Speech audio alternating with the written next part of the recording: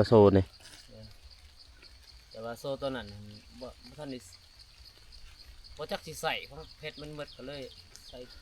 โซ่ตัวนั้นก่อนโซโตซื้อไม้หั่นบ่เพชรเบิดอยู่ในถุงมาสร้างว่าแท้สิมาเบิดไว้ต้องนะครับบ่อันนี้โทรไม่บ่ตัวยังบ่ใช่บ่โซ่อันนั้นนะโซ่เข้าใส่แล้วแต่ว่าบ่ได้ไปซื้อเลยเอาของเขาเลยนี่ฮะเพราะว่าโซ่บ่ได้ไปซื้อที่ตลาดของผ้าจะใส่มันน่ะก็เลยเอาของเขาเลยนั่นน่ะข้าวนี่คือจังว่าเข้าให้เงินน่ะได้ให้เขาให้แล้วให้เงินให้พระเจ้าไปซื้อโซ่แม่นบัดนี้คือว่าเป็นหยังคือว่าบ่ไปซื้อตัวนี้เห็นบ่จะผ่านมาแสดงว่าเงินนี่ยังติเงินนี่เงินเราซื้อเด้เราซื้อน้ำเขาต่อมือมาสร้างว่าแท้แบบนี้ให้เงินเลยไปซื้อโตมือสองมันก็เกินไปแบบนี้ไม่แป้น41แผ่นมัน10,000แล้วก็ไม่แปดปู58แผ่นนี่มัน10,000คือกันบัดนี้คือพวกน้องให้4 ล้านเนาะแต่ว่าส่วนที่เหลือใหม่ยังเหลือเขาเจ้าสิให้เขาได้มาเลยอีกมื้อเดือนสิว่าแล้วว่าใช้เขาเลยอีกหรือว่าจังได๋หรือใช้คนอื่นเลยหรือว่าจังได๋บ่จ่ายให้เรา4 ล้านพี่น้องเนาะเป็นเงินทางพระอาจารย์เพิ่นเนาะเนาะ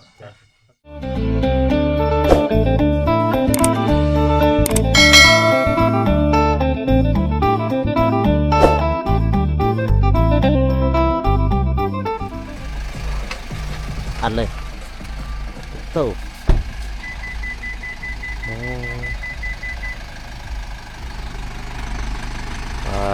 ไปค่ะสบายดีเด้อเบิดทุกคนนี่สบายดีโตไปพี่น้องมื้อนี้ก็มาหาน้องซาลีคือเก่าน้องซาลีบ้าน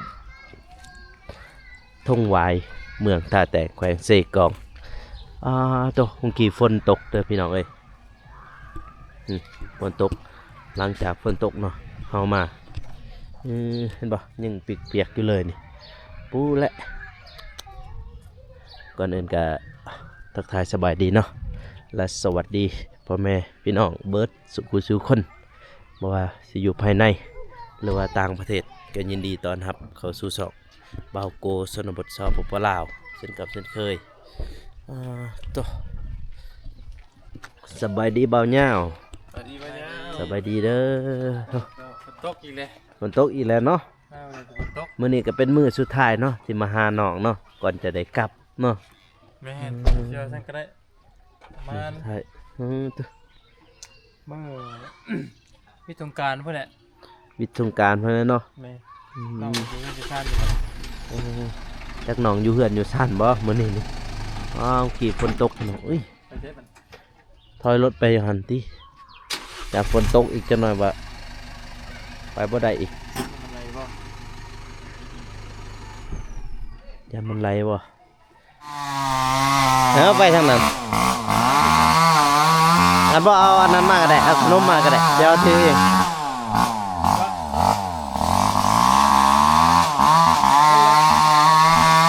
คอยเด้อเสียก้มรอเด้อเด้บ่าวเหย้าไปทางนั้นนั่น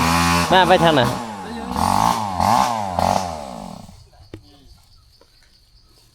ปูเอา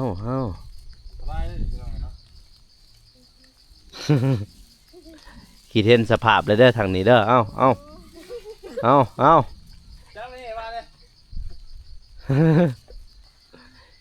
ขีดเห็นภาพเลยเด้อทางนี้เด้อเฮ้มีลายเลยน้องนับแล้วบ่ก็บ่ได้นับแต่ว่าพอเรื่องใหม่ก็จักเสือคือกันคือไอ้บอกตะกี้ตอนว่านั่นเงินบ่ทันเพิ่นไอ้เลยใหม่คือในแปลนนี่เม็ด1 5,000เลยของเขาจากเขาน้ำมันเขาจะไปเรื่อยกินยาของเขาแต่ว่าเดี๋ยวนี้เงินมันเพิ่มเขาหูกันตักสิบอกคันสิว่าสิเอาแพงก็ย่านแพงโพดแต่คนอื่นเขาเอาเม็ด1 5,000เป็นแปลนเป็นหยังแต่เม็ด1 5,000พุ่นเม็ด1 5พุ่นแต่ว่าข่อยบ่ถึงซอยว่าซั่นซะ อันนี้มันก็กลัวได้แมตรหนึ่งเนาะ ใส่ตัวใด จะเป็นเลย กลัวเลยตัวนั้น4 เม็ด4 เม็ด8เข้า5 เม็ดตัวนั้นตัวสั้นๆ2 เม็ดตัวนั้น2 เม็ด20ตัวซอยนี่2 เม็ด20ตัวสีแดง2 เม็ด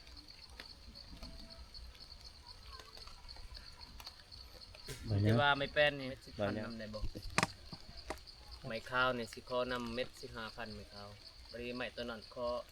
เม็ด15,000เม็ด20,000ไม้ข้าวได้บ่ซั่น แต่ตามเจ้าว่าวันนี้เนาะเอาซะ นะเนาะไอ้สิว่าจังซั่น มักอะไรเงินไรอันเรื่องไม่เรื่องเม็ดปกติเป็นอะไรเขาก็เลยเนาะ อะไรเป็น ไม่ เม็ด เป็นเหรอเจ้าน้ำแพทย์10,000บ่ แม่นเม็ดหนึง10,000ตัวไม่เป็น โดยปกตินะไอ้ผ้าเลยเขาเอา20,000บ่ 25,000เม็ดหนึ่ง 5,000 ไม่เป็น เม็ดหนึ่ง25,000 มันมีอย่างจัดเนาะพี่น้องเลยฟังไปแล้วกันเอาได้จดเลย อืม มี มันต้องมีจดด้วย อันนี้สิเอานำแต่10,000ไม่เป็น บัด 80,000 ตอน แม่น ตอนเขาว่าสิเรือในตอนจะสิเรือทมิดเด้จะว่ากันนั่นแหละเม็ดต่อเลย เขาก็ว่าเม็ดเขาบ่ได้เว้าไม่ได้ว่า เอาได้ เว้า ตกลงกัน เก่า ทำ ๆ ไหน เคยผ่านมาเคยเรื่อยนะ อืม ช่วงมันเงินบ่ทันเฟ้อว่าซั่นซะตอนเงินบ่ทันเฟ้อหันเฮิงแล้ว ยังบ่ทันตกลงกันช่ำเนาะว่าไง แม่นข้าวนั่นแต่เฮิงเนี่ยเม็ดหนึง5,000 อืม แต่ว่าตอนนี้เขาก็บ่ทันได้เว้าบ่เป็นสิเว้ายังสิได้อะไรค่าจักรเขาอีกได้หารกับค่าจักรค่าจักรก็อยากซ้ำกันกับค่าแรงอะไร อืม จักรเขาเองหั่นเขาบ่ได้เว้าจักรเขาอยู่เรือนเขาก็ปกติเลยไล่ซ้ำกันเลยบ่ได้ไล่ค่าจักรอีก โดยน้อง แต่ว่าตัวนี้ยืนของเขาก็จะเป็นเลยให้ค่าจักรเขาอีกแต่ว่าถ้าได้4 ล้านเขาก็ให้เขาเพื่อ2 ล้านนั่นนะหรือว่าให้เขาล้านปลายบ่เพื่อขอเขาล้านห้าบ่ประมาณนั้นสมมุติว่านะ แสดงว่าจักเจ้าเพ เด้มันบ่แห้ง จักเราใส่ บ่ บ่ ได้ ได้ เพแต่ว่าบ่แห้งใส่บ่ได้ปรับ นี่จักเขา แม่นจักเขา บัดโซได้บ่นี่ โซของตัวเอง ของเจ้าเองบ่โซนี่ แต่ว่าโซตัวนั้นบ่ทันได้บ่จักสิใส่เพราะเพชรมันหมดก็เลยใส่โซตัวนั้นก่อน โซโตซื้อไม้หั่นบ่เพชรเบิด แม่นอยู่ในถุง มาสร้างว่าแท้สิมาเบิดไว้แท้ เอาเข้าแต่ว่าเฮาปั๊มกงใหม่นี่บ่เข้าเลยตัวอย่างเห็นบ่คนปั๊มนี่ดิปกติเฮาสิปั๊มเฮาสิตัดง่ายๆนะตัดขาดไว้อันนี้แบบบังคับเอา ใส่โซ อยู่มาแล้วก็ประกาศเลย ไป มันต้องงูเบี้ย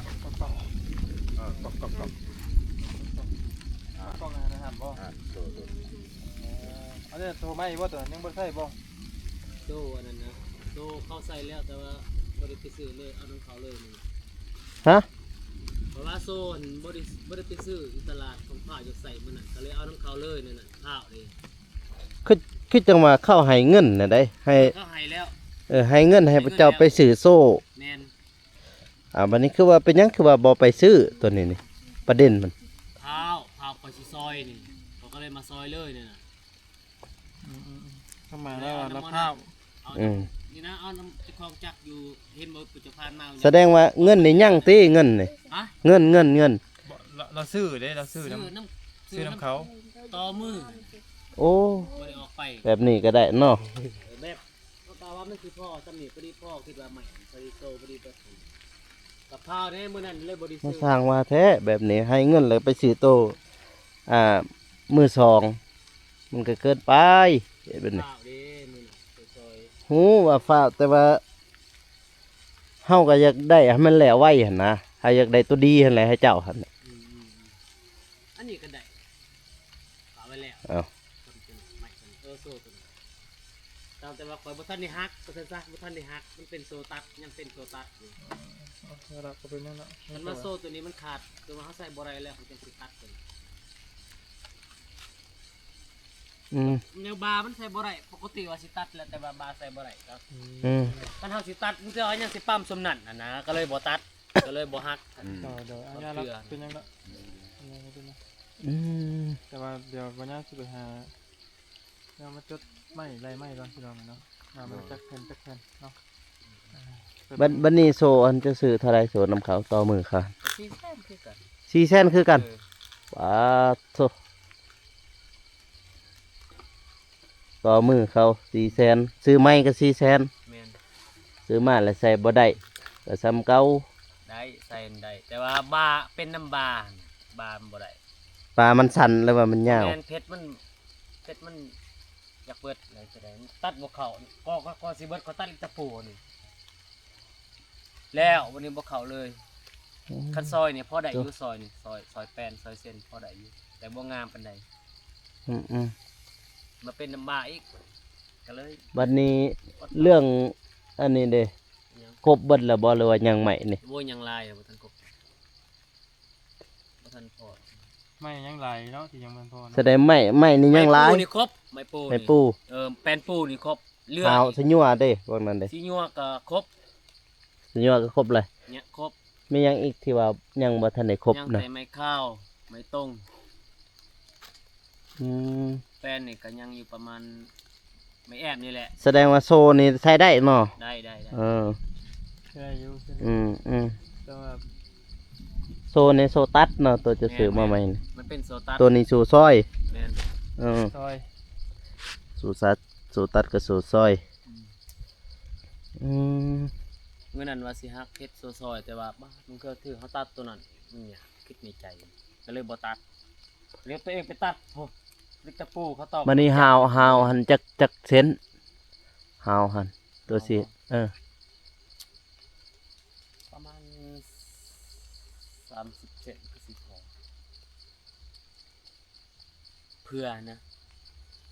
โดย 30 เป็นหยัง เซน แต่ว่ามีไรเงินนั่นแหละไรเงินเอาตามไอ้เว้านะไอ้เว้าไอ้มาเสนอมาดิ เอาอันจังสี่ตัวจะเลื่อยก่อนจะไล่ตัวเลื่อยก่อนตัว นี้ไว้ก่อน ตัวยั่งหันฝากก่อน แม่นตัวนี้สิเอา เออ สิบริไลแต่สิไลนี่นะให้มันแหลมตัวนี้นี่คิดว่า อืม ได้บ่จังซั่นบ่ซอยก่อนให้มันแหลมแต่สินับประเดียวเลย เพราะเขาสีมือแล้ว เฮาสิเมื่อเอาตัวนี้ก่อน เขาสี ตัวนี้ก่อน อันนี้แหละมารอบหน้ากันก็ได้ อืม เขาสิออกมือวันนี้แหละมีแต่วันเดียวเขาสิไปเบิ่ง บัดนี้เฮาสิอันนี้ใส่โทรศัพท์เอาก็ได้ ไป นับเลย ไปสั่นก็ได้ไป นับเลยใบแป้นเส้นหนึ่งเม็ดหนึ่งเท่าไรจะว่าจะเอา 10,000 10,000 ไม่เปียกมากเลยเดี๋ยวจะว่าเดี๋ยว อืม ไปจุกกันก็ได้จะเบาจะรับถ่ายแล้วป้าใส่หลานมีแต่เราว่าจบคลิปก่อนเดี๋ยวมาต่อเบิ่งว่ามีจักแผ่นจักแผ่นเนาะ อ่ะพ่อแม่พี่น้องเลยนี่ก็มาอยู่กับบ้านน้องซาลี่คือเก่าสบายดีน้อง โดย ซาลี่ สบายดี สบายดีเด้อเบิดสุขุทุกคนฮะ มีในจดเพราะเราจำไว้นะ แม่นต้องได้จดได้ จะจำได้ป่ะสิ บ่ได้เลยเมื่อกี้จะเอาเขียนใส่โทรศัพท์มันยากก็เลยให้น้องเพิ่นให้ไปเอาปึ้มกับบิ๊กเพื่อจดไว้แต่เขาลืมหั่นน่ะ โดย โธ่มื้อนี้ฝนตกเบิดมื้อบ่ทางนี้ โดย ตกแต่ ตก ตกแต่12 โมง ตกแต่12 โมงกินข้าวแล้วบ่ กินแล้ว กินข้าวแล้วอ่ะพ่อแม่พี่น้องมื้อนี้เฮาก็มาเบิ่งเรื่องไม้แปดเนาะ โดย เรื่องไม้นี่แหละไปตัวเรื่องไม้ตอนนี้ก็ฝนตกเลยพี่น้องเอ้ยฝนลิ้นเลยอยู่ โดย มาถามสร้างเพิ่นว่าเพิ่นเฮ็ดฮอดไซแล้ว เรื่องไม้เพิ่นเลื่อยฮอดไซเลยปื้อตัวให้เพิ่นนับเปิดเลย ตัว เป็ นี้ นแปดไม่เซน ตัวนี้58แผ่นรวม เออแปดปูอันนี้ เป็นปูเขาต่อบอลเพราะว่าไม่พวก เออ เพื่อน เออ เพราะว่าหาคุณ6ตัวนี้ก็ อืม 4.8 สบายดี ยังสาวเซนบ่ฮอด อืมแปดปูนี่จักเสร็จแล้ว เป็นปูนี่บ่ เออ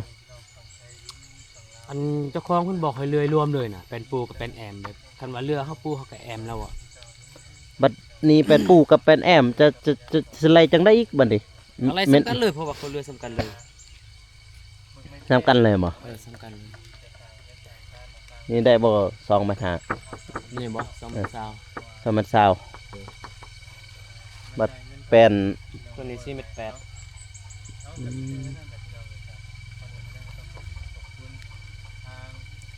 มันบ่ได้เด้ถ้าเจริญน่ะมันบ่ได้มันต้องได้ต่อกันสมมุติว่าครึ่งทำนี่มันก็ได้เม็ดหนึงแหละเด้ถ้าเฮาตัดถิ่มมันน่ะเสียได้เด้ ก็เฮาสิเลยจังซั่นไม่น่ะมันกระเทินมันเป็นบอนนี้มันบอนกกมันใหญ่บัดนี้ทางนั้นมันน้อยบัดนี้มันเป็นงาดิเบิ่งน่ะ นี่ๆมันเป็นงาดิเป็นงาบัดนี้เฮาตัดตัวนี้เฮาได้จำนวนหลายบัดนี้คันเฮาสิซอยเบิดเลยมันเฮาจะเป็นได้ทิ่มตัวเบื้องกกนี่นะตัวมันใหญ่ว่าซั่นซะ นั่นน่ะบัดนี้ตัวใดมันเสมอกันเฮาก็สิเลื่อยยาวเลยนั่นน่ะก็สิเลื่อย4เมตรเลยนั่นน่ะหมายผมว่านะ ไม่ อันนี้เฮาต่อ ปู เฮาเซ็กอีหยังเฮาต่อได้เบิดมันเป็นจังซี่ ถ้าทำได้สำนึงสมมุติซ้ำนี่เฮาตัดถิ่มบ่เป็นหยังอย่ามันเรือซ้ำนี่เตี้ยมันสิต่อกันบ่ได้อะมันก็10เซนนะ แล้วอันนี้ก็มันเรือ20เส้นเขาประมาณว่าเรือ20เส้นก็ยังสิได้อันนั้นนะ เฮาต้องได้ประมาณตัวนี้เลยถ้าว่าเฮาสมมุติว่าต่อ10เส้นมันก็ได้เด้10,000นะถ้ามันเรือซ้ำ5เส้นบ่ซ้ำ7เส้นบ่เฮายังว่าทิ่มได้นี่ถ้ามันเรือซ้ำนี่เฮาต่อบ่ได้แม่นบ่นี่สมมุติว่ามันเรือหั่น ตัวนี้มันเรือ20เส้นเขาจะว่าสิมาต่อเป็นเม็ดมันก็ถึกอีกไปต่อกับตัวนั้นตัวละ4เมตร8ตัวนี้20เส้นเข้าใส่ตัวนั้นเป็น5เมตรเม็ดยังสั่นเฮาเลื่อยเอาใส่ตามไหมยาวไหมสั่นเฮาก็ตัดซ้ำสั่นแต่ว่าเฮาใส่ได้อะก็ แต่ราคาก็อันเดียวกันเบิดเลย ในเสือเจ้านะ ราคาอะไรทั้งเดียวเลยปกติเฮาสิไล่ไม่แอมตั้งไปนะแต่ว่าเพราะว่า เพราะว่าไม่ปูนี่ต่างแล้วก็ไม่แอมก็ต่าง แม่นไม่แอมมันสิน้อยกว่า อืม 55บ่จังซั่นครับ พี่น้องเลยเนาะ แต่ว่าเราบอกให้เลยเสมอเลยเจ้าของเราว่าบ่เป็นหยังเราว่าแจกกันยา เด้อเข้าใจแล้วเจ้าของบอกให้เลื่อยเสมอเลยเนาะ โดย แม่นแหละใช่นะ มาดีเลยเด้อมาดี จ้า เนาะ สบาย ส ดี บายดี นี่ไรอันยศดับเบิล ยังถ้าบิ๊กมาก่อนจด นับดับเบิล มันแหวน นับตัวนี้สิ47แต่ว่าสิเหลืออยู่ประมาณ40ฮะ41เวลากวางให้นับ41ดิ ไม่ถึงหรอกยังนับไม่ของนี่ใจ47มันดอกจัก คือเฮานะบ่าวแนวเดี๋ยว ฮะ47 เอาชื่อ17 ลังหนาว ลวกมาลงอันกลางหนัง47ลวก ตัวพลังหน้านี่6แผ่นเนี่ยเรืออยู่41แผ่นตัวนี้ ตัวนี้บอก ตัวลังหน้าแต่ว่าคนกองเท่ากันเลยแล้วว่าใส่ได้อยู่แต่ว่าลังหน้านี่คือเป็นสิบ่ได้ไล่หนึ่งเป็นบ่ได้ไล่เป็นบ่ได้ไล่เรืออยู่41 เหลืออยู่41แผ่น โดยตัวนี้ จักเม็ดนะทีนี้ ตัวนี้4เมตร8 แอนแอมเนาะนี่ เป็นปูคือกั เป็น นปูบ่ เลยโดนปูก็ได้แอมก็ได้แล้วเจ้าของเราว่าเอาสำกันเลยสำกันกับสำกัน 4เม็ด8 โดยเป็น4เมตร8 ไล่บังดูหาบ่โกค่อยค่าจับกล้องให้เจ้าอยู่ก่อน4เม็ด8ให้มีแผลเมื่อเอาหยังบ่ นี่มันเอาเสียเนาะเสียนี่ อันแรกกูกับอันเดียวเฮียนเจน 4เม็ด8แล้วเอาน้ำเม็ด1,000เนาะเราบอกแล้วนี่พี่น้องนะเม็ด1,000บาทนะโดยปกติเพิ่นน่ะเพิ่นเอาเม็ด1.5บาทพี่น้องเลย แต่ว่าเขาก็คิดเห็นเขาก็ซอยๆกันนั่นแหละซอย จ่ายกันไปนั่นแหละเนาะ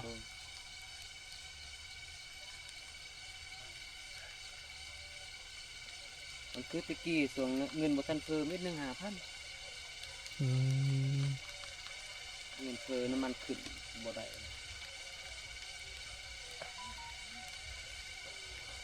มีแต่เฮาจดก่อนนั่นจดงานบัด ว่าอะไรเบิ่งอ่ะ4เม็ด8มันตกอยู่แผ่นเท่าไหร่นะ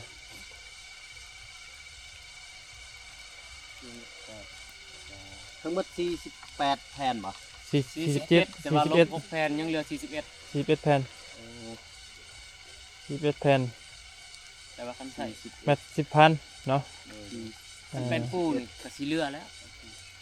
แมต เป็นปูมันจะ30ปลายแผ่น แมต10,000อันนี้มันอยู่ตกอยู่4 เมตรนะมันตัวมันตกอยู่แผ่น40,000หัวนี่นะ 10,000ก็400,000 ฮะ 400,000 400,000บ่ ไล่รถแผ่นหนึง10,000อยู่ แผ่นหนึ่ง10,000บ่แม่น บ่แม่นอะไรเป็นเม็ดเด้ แม่น อะไรเป็นเม็ดได้พังเลยเม็ดละ10,000อันนี้มัน4 เมตร 8 4เมตร8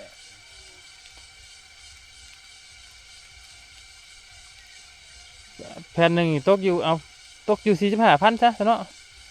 เอาไว้นั่นบ่ตัว8 มัดน่ะไล่5,000เนาะ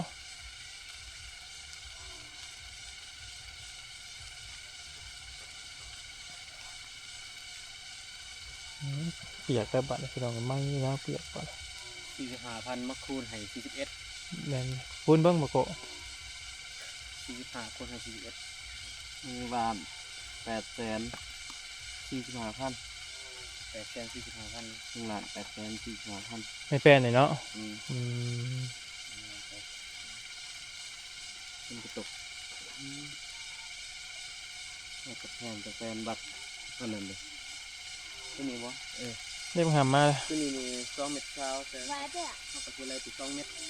เอาลองเบ็ด แผ่น ได้ 10,000ซะตัวนี้มาทำไมบ่แม่นแผ่น20,000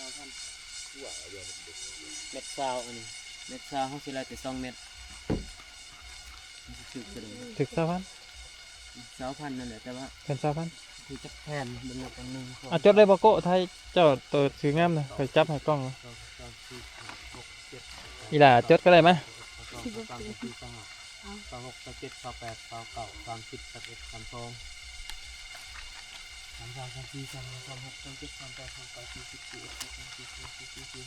จดไว้ไม่เป็น41แผ่นบ่โกย ก็สั่น58แผ่น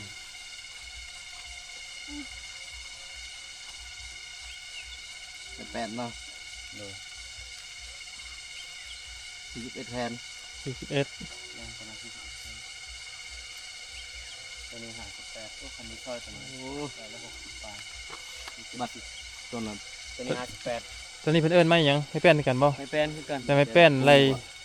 ล่เป็นเท่าไหร่จังเม็ดนะเท่าไหร่ 2เมตร2เมตรเช้าตัวนี้ ไล่เป็น2 เม็ดก็ได้เอา มันไล่2เมตรตัวนี้ 2 เม็ดก็ได้ 58แผ่น 58แผ่น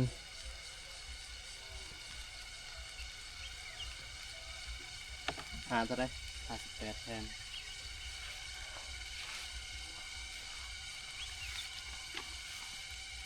ถึงเลย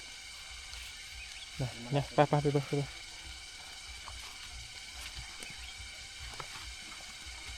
ตัวนี้สิเป็นไม้ข้าง ที่มันแบบเจ็บ ใช่มันก็เป็นอันนี้บ่กูเท่านั้น ได้อยู่ได้ตัวนี้ไม่เสร็จอันนี้ไล่เม็ดที่5,000ตัว จังเม็ดนะ ตัวนี้บ่3เมตร3เมตรเช้าไล่ไป3เมตรที่กัน ตัวจักเขียน นี่บ่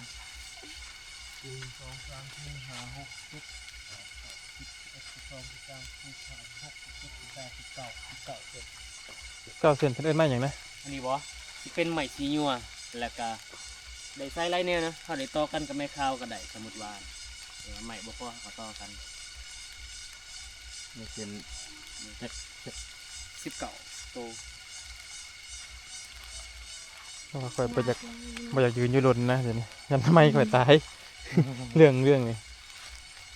จะว่าให้บ่โกจัดจดแหละทำอะไรเงินอยู่เฮือนก็ได้บ่ได้พี่ บ่คุ้มเด้มันบ่กันน้ำมันข่อย มีทุกอย่างบ่เอาทุกอย่างมาหุ้มไว้ เอาแหวนแค่อย่างเอื้อนดัง อย่าลักไป เอามาหุ้ม บ่ได้ดอกกับโทรศัพท์ข่อยพร้อมนะ บ่กัน มันกันบ่ได้มันเฮาซื้อมือสองมันรู้สึกว่ามันเงิงๆขึ้นอยู่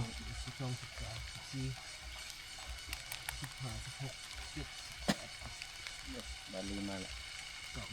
วมาเลย มารถ มาเลย ยืนเลยไหนเนาะ ยัง นึกจะจดเป็นแทนแล้วก็ไล่เงินบ่ได้ เลย อันนี้นับยังมันเป็นว่าคิดเป็นว่า บ่เกิบแล้วก็เกิดบ่าวบ่คือกันเปียกแล้วไหมเฮ้ยเปียกบ่ได้นี่ข่อยถึงมาให้เราไล่เลยสิเมื่ออยู่เพิ่นเลย ไล่เขาไล่อยู่นี่ไล่จึงมาไล่อยู่นั่น โดยตัวนี้ไม่ขางเลย8 โตเด้อเพื่อหัก8 โตนี่ ไม่ขางบ่ แม่น8 โตนี่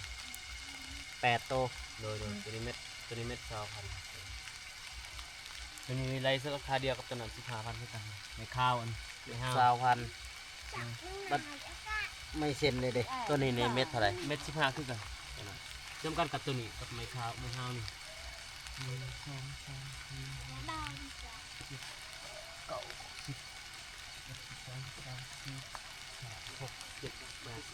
เป็นแปดผู้เม็ดเท่าไหร่จะมากินเลยเป็นแปดผู้ฮะ เม็ดถึง10,000 10,000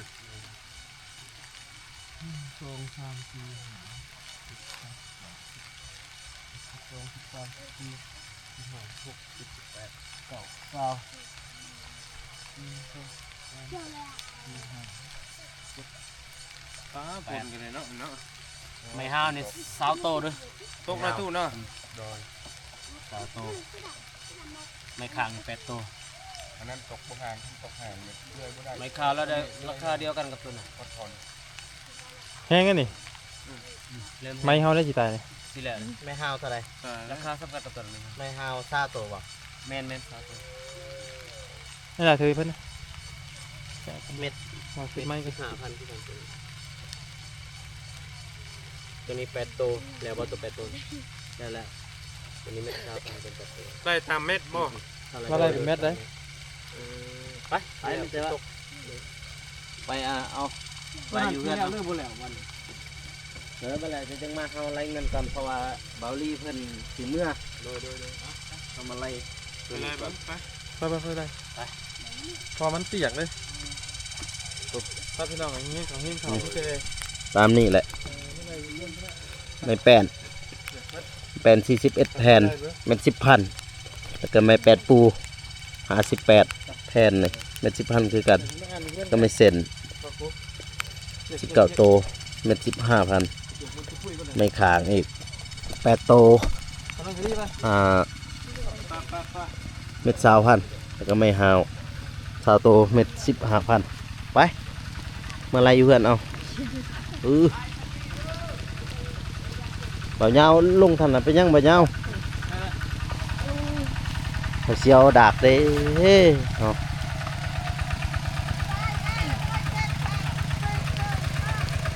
อันโตไปยัง ไป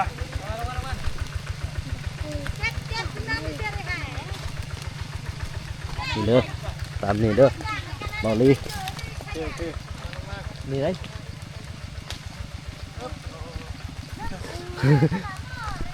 ไป เปียก ลงมาเลย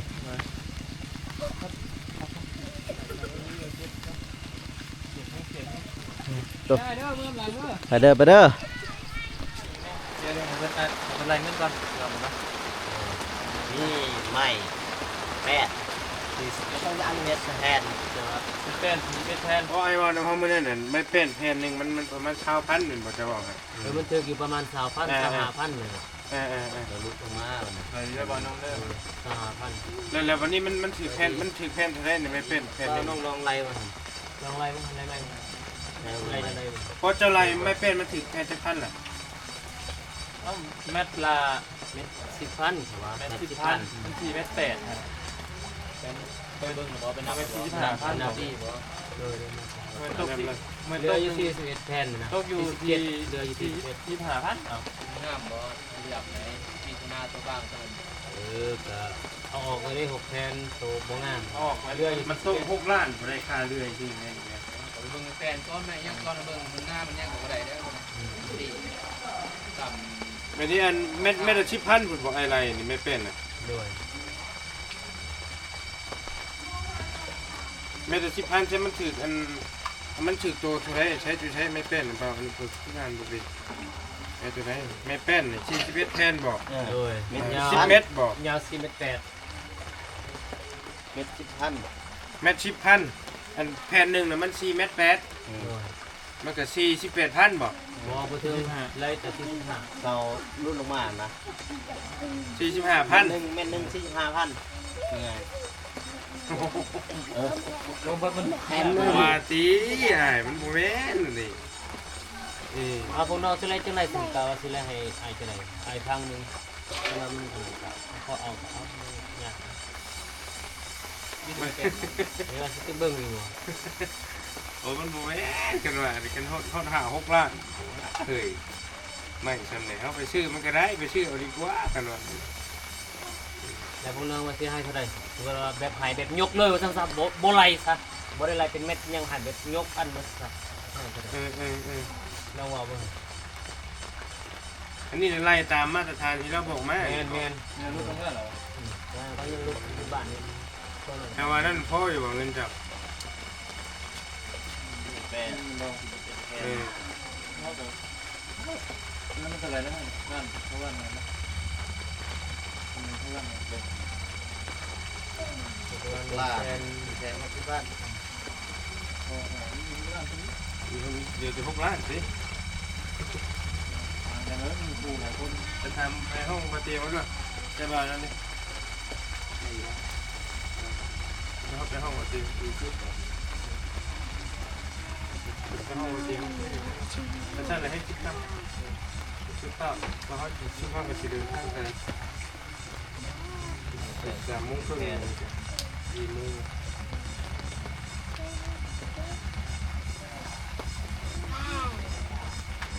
วันนี้มันพอยักเงินนะบ่อย่าง6 ล้านปลายเด้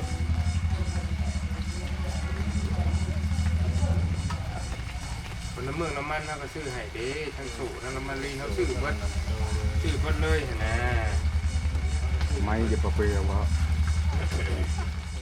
เดี๋ยวนี้เขาเนี่ยคนยังบ่ฮู้คนยังบ่ได้คุยเลยมันคนเฒ่าเรา บัดนี้คือพวกน้องให้4 ล้านเนาะแต่ว่าส่วนที่เหลือใหม่ยังเหลือนู่นเขาเจ้าสิให้บ่ได้มาเลยมาเหลืออีกมื้อเดือนสิเว้าหรือว่าใช้ขอเหลืออีกหรือว่าจังได๋สิใช้คนอื่นเลยหรือว่าจังได๋ บ่ไว้ก่อนได้ก็ได้ เลยอาจารย์เขาก็สิเอาไว้ตกพาไว้มันยังก็สิเอาไว้เลย หน่อยมีแต่ว่าตามนั่นน่ะเนาะพี่น้องเลยมีแต่จ่ายให้เรา4 ล้านพี่น้องเลยเนาะเป็นเงินทางพระอาจารย์เพิ่นเนาะเนาะขอบใจละลายเนาะพี่น้องเลยประมาณนั้นแหละพี่น้องเลยมานี่ทางน้องสาลีมานั่งน้ำไหนไหมน้องสาลีบอกน้องสาลี สารี ได้แล้วโอเค ใช่ละมีแต่ว่าทางข่อยสิได้เดินทางกลับป้านก่อนแล้วบัดนี้เด้อแล้วมาเขาไม่ขึ้นนะเดี๋ยวโอเค ถิ่มกันจ้อยบัดนี้ เจ้าสิเมื่อบ่ได้เจ้านะ ตั้งเบิ่งแล้วแต่ก็ตามก้นกันไปนี่แหละ มือมันนี่บ่อย มื้อนี้บ่ บ่ดอก มื้อนี้ถ่ากัน มีได้เช่าห้องไว้อยู่ตามก้นกันนั่นแหละ คนบอกคือชิมานี่นะโอเคได้แล้วได้แล้วขอบใจ ใจ เลย ได้เด้อ ขอบใจ เนาะ ใจคือกัน ได้แล้ว แต่ว่าถ่ายรูปให้ก็ได้มาดิ โอเคเอาได้จับเงินบอกจับเงินบอก มีแต่ขอบมุกขอบใจให้น้องชาลี น้องชาลีผมแล้วให้แล้วบอกเจ้าได้เอา1 2 3 1 2 3โอเค มีแต่ว่างบน้ำไข่น้องเพิ่นตอนนี้จะเท่ากับเหลืออยู่2 ล้านเด้อน้องเพิ่น โอเค ว่าจ่ายค่าไม้ไปแล้วเพราะว่ามีงบพาไม้น้องเพิ่นอยู่6 ล้านเท่ากับเหลือ2 ล้านคือได้มีแต่หลังสงกรานต์เพิ่นได้บัตรให้พี่น้องเลยสิได้จับมาอัปเดตเบิ่งอีกเทื่อเนาะ ซื้อกระแป้งเบิดช้า หนักเป็นไปแล้วเนาะมันช่วงปี หลัง นี้ สง เนาะ กรานต์ เนาะชาลีซื้อกระแป้งเบิดช้า ช่วงปีใหม่มันหนักเป็นไปแล้วเนาะ อืม เรามีเงินใส่เนาะป้ามีแต่ว่าอย่ามันคำทางเมื่อเนาะมีแต่ว่าให้ทางอี ลง หลา นั่นแหละเอ้ย ขอบคุณทางเงินนี่เป็นเงินทางพระอาจารย์เพิ่นเด้อเนาะอยู่ทางจังหวัดจังกองจำไหม ก็เลยให้น้องคนขอบคุณกันเลย คือว่าจังหวัดบางน้ำเย็นนี่แหละพี่น้องทำ บ่มีหรอกจังหวัดบางน้ำเย็น มีอยู่ อำเภอน่ะอาจจะเป็นอำเภอ แต่อำเภอหรือว่าตำบลเนี่ยเป็นไปได้ เรา จังหวัดเพชรบูรณ์ จังหวัดสระแก้ว เอาสระแก้วบ่ ขอโทษนะพี่น้องเด้อ giống mấy จังหวัดวังน้ำเย็นยินดีแล้วก่อย ยังก็ต เดี๋ยว ำตำบลบ่อยนะตำบลบางน้ำเย็นเนาะ ใช่ cô trả เดี๋ยวเชิง cường อันนี้บ่ điểm จังหวัด để cả วัดเอ้ยนะเจ้าอาวาสวัดวังน้ำเย็นนี่ตำบลวังน้ำเย็น ตำบลวังน้ำเย็น อำเภอวังน้ำเย็นจังหวัดสระแก้ววังน้ำเย็นมาเลยเนาะ บางน้ำเย็นมาเลย เป็นแต่ชุ่มเป็นแต่เย็น แต่ก็เลยเฮ็ดจังหวัดบางน้ำเย็นเลยกี่นี่เนาะมีแต่ว่าให้ทางอีหลาขอบคุณทางผู้ใหญ่เพิ่นเด้อลูกเนาะเพิ่นเป็นพระอาจารย์เนาะที่ว่าทางน้องเพิ่นพ่อสิฮู้อยู่บ่พระอาจารย์คืออย่างที่เพิ่นบวช ยังคู่ เป็นยาคู่เพิ่นบวชนะ จักบ่จักบ่ยังคู่พระนะจักก็อยากไปวัดอยู่ เนาะแต่ว่ามีอะไรเพิ่นบอกกับพระกับเจ้านี่แต่ว่านิมนต์บ่เพิ่นน่ะนิมนต์บ่ นมัสการ มาตรการบ่ขอโทษนะพี่น้อง นิมนต์คือนิมนต์มาฉัน นิมนต์น่ะคือคำว่าเปรียบเทียบคือคนบ้านๆเฮาก็เชิญเพิ่นไปหันไปนี่ เชิญนั่งนิมนต์ เรีย นั่ง นในเรื่อง แต่ว่านมัสการเพิ่นเนาะพี่น้องนมัสการทางพระอาจารย์เพิ่นมีทหารทางอีหลา การสบายดี ขอบคุณเพิ่นเนาะละ โดย มีแต่มันลบมือขึ้นลูกนะ ขอบใจทางพระอาจารย์ที่ ขอบ พาเงินให้ ขอบคุณก็ได้ลูก ขอบพระคุณเด้อ ขอบพระคุณ ถ้าว่าเป็นพระนี่คือขอบพระคุณ ถ้าเป็นคนธรรมดานี่คือขอบคุณอย่างเดียวก็ได้โอเค โดย ขอบพระคุณ ก็ขอบใจทางพระ อย่าเราได้นะ ทางไลน์ก็ขอบใจก็ขอความจิตจะได้ความพยายามนี้ขอให้เราเรียนรวยโชคดีมานปรารถนาสิ่งใดขอให้ได้สิ่งใดสิ่งนั้นจงการปรารถนาในเด้อสาธุ สาธุ ได้เนาะมีแต่ว่าทางมัญญาเองก็แนะนำเป็นสะพานบุญให้ทางพระอาจารย์เนาะมีแต่ว่ามัญญาก็บ่รู้ว่าสิว่าได้ใดเนาะก็มีแต่ว่าขอบคุณทางพระอาจารย์ในหลายเด้อเนาะที่ไว้วางใจให้ทางมัญญาเป็นสะพานบุญให้ตอนนี้ก็เงินที่พระอาจารย์ว่าให้น่ะเท่ากับเดืออยู่1 ล้านเนาะเพราะว่าเงินทางไอโลเพิ่นให้มา1 ล้านเพราะว่ามื้อนั้นให้เพิ่นไปชื่อโซ่ชื่อหยังก็ประมาณ1 ล้านเนาะเอาขอบคุณทางพระอาจารย์หลายๆกับทางไอโดหลายๆที่อยู่ทาง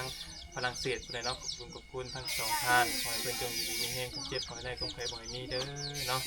เอาขอบคุณทั้ง FC ไว้คุณสู่ทุกคนมีแต่ว่าทางสงจานผู้ใดทางอันหมอยาสีกลับมาเบิ่งการเบิ่งงานใหม่เนาะสำหรับคลิปนี้ก็ขอบคุณ FC ไว้คุณสู่ทุกคนและผู้ใหญ่อีกหลายท่านที่เข้ามาติดตามนะครับชมที่ไว้วางใจให้ทางหมอยาเป็นสะพานบุญ